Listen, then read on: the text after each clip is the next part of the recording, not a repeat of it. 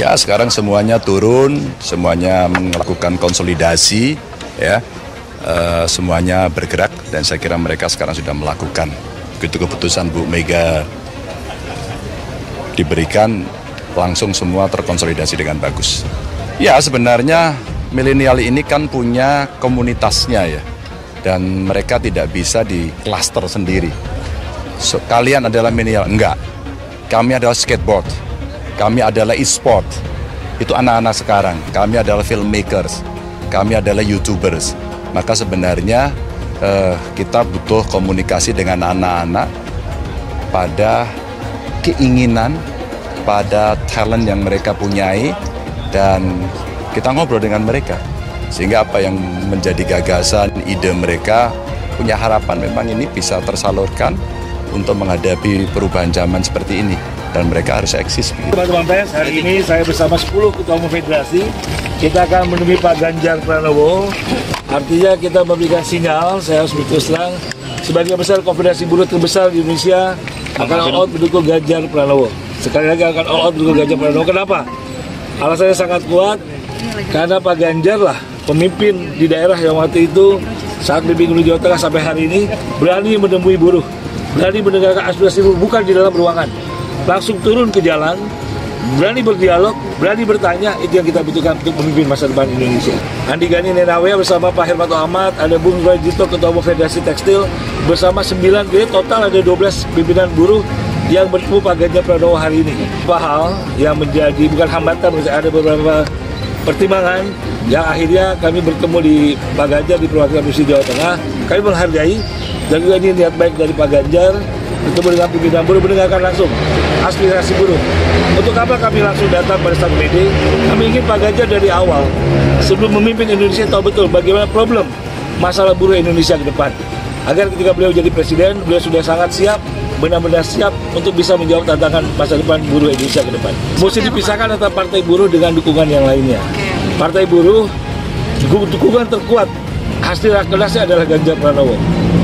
Hampir 70% DPD-nya mendukung Ganjar, tapi akan diputuskan di awal Juni. Saya tidak mau partai buruh, tapi hasilnya seperti itu.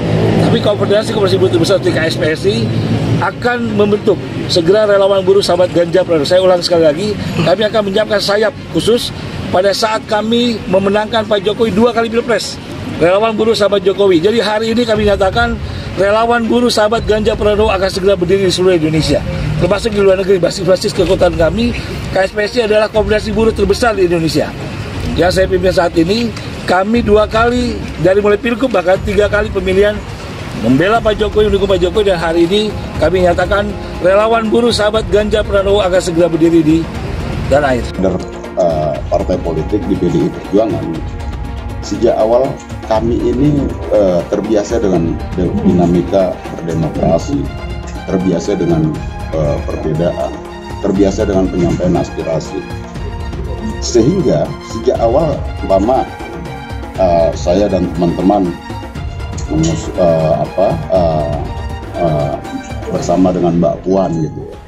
Nah, kemudian partai politik Bu Megawati sebagai Ketua Umum PDI Perjuangan memutuskan Ganjar sebagai calon presiden, maka kami wajib tegak lurus dan sepenuh-penuhnya all out untuk memenangkan Mas Ganjar sebagai presiden nantinya dan memenangkan PDI Perjuangan.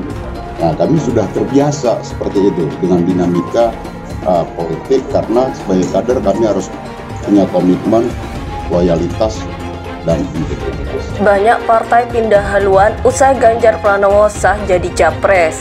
PKS, kita tetap setia ke Anies Baswedan. Dikutip dari Warta Ekonomi Jakarta, Partai Keadilan Sejahtera PKS menyatakan tetap setia mendukung Anies Baswedan sebagai calon presiden capres, meski sebagian partai politik berpindah haluan pasca pengumuman PDI Perjuangan atas pencapresan Ganjar Pranowo.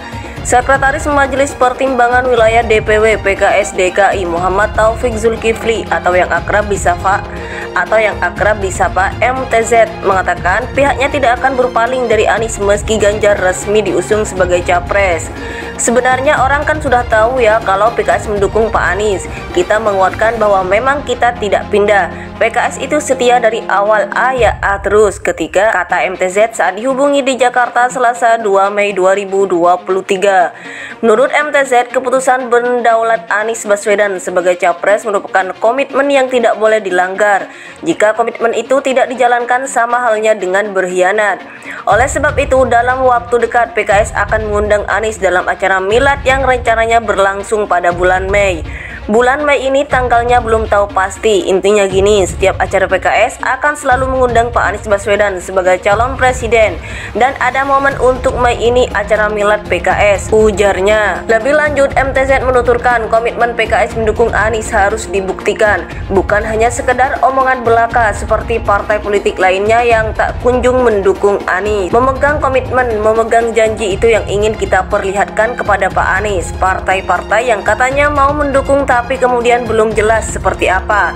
Kita PKS jelas ingin memenangkan Pak Anies, tuturnya.